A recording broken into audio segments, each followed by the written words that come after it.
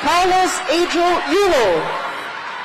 Well, here, a man who always thrills on floor exercise. Carlos Yulo of the Philippines with a chance for gold.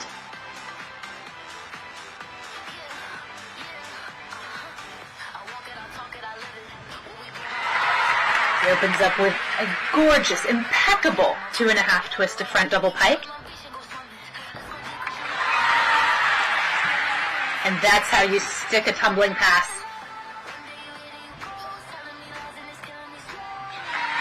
Front double faulted front layout with just a little extra sauce on the front layout today. That was high.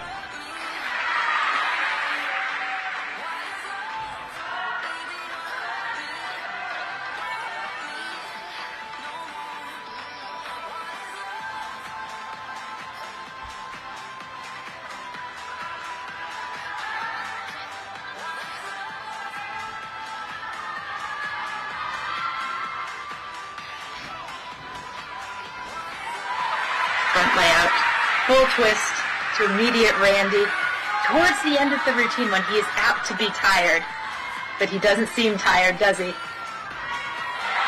No, he certainly does not. Well, that was a belter of a floor exercise from Carlos Yulo of the Philippines.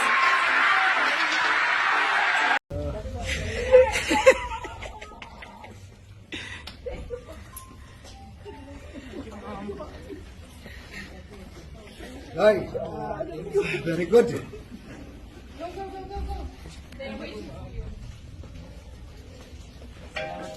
Congratulations. Please be quick because they are waiting for the ceremony. Right.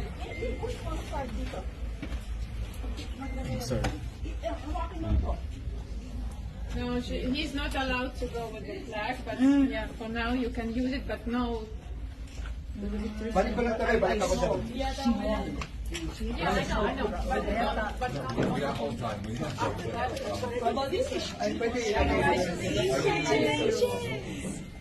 Pwede ilagay. Sabihin mo sa amin, Kaloy, ano nararamdaman mo ngayon? Ano nararamdaman mo nung kinanta ang ating pambansang awit? Sobrang overwhelming po ng experience na to sa akin. Grabe. Wala pong lumalabas kundi pasasalamat sa Diyos na hindi niya ako pinabayaan. Wala nangyaring masama sa amin. Tagal kong pinagdasal to. Tagal kong pinagtrabahuan to. Kasama siya. Siyempre kasama rin yung mga staff. Coach Adrian, si Ma'am Cynthia, yung partner ko, and yung family ng partner ko. Like, they really support me talaga hanggang dulo. And ups and downs ko, like, sobrang grateful po ako sa mga taong sumusuporta rin sa akin at nagdasal. Sa inyo po, maraming salamat po sa pagdasal niyo po sa akin at pagsama sa sa journey na to. Grabe, hindi ko alam kung ano yung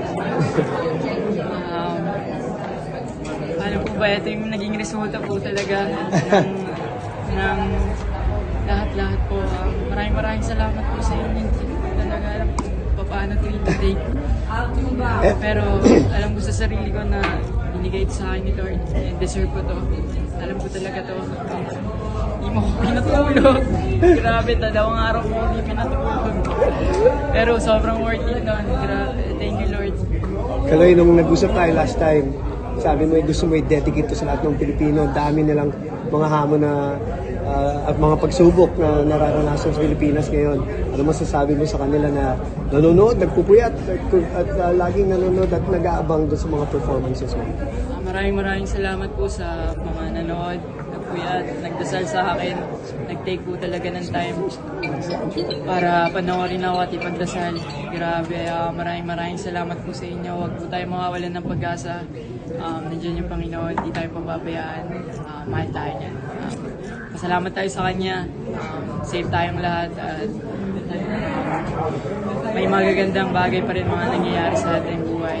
Thank you so much talaga sa inyo. Patuloy nyo kaming suportahan at mga atletang Pilipino.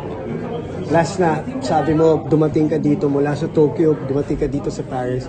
Mas mature, mas kilala mo yung sarili mo, mas kilala mo yung katawan mo, utak mo.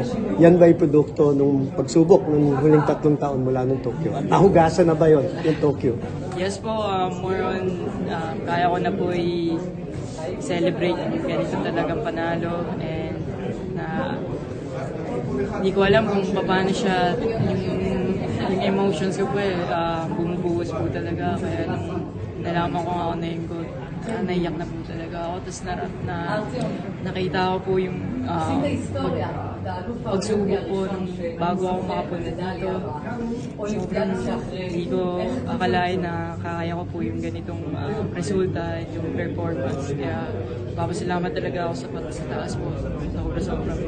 Salamat sa regalo mo sa Pilipinas. Kaloy, one quick pose with the medal.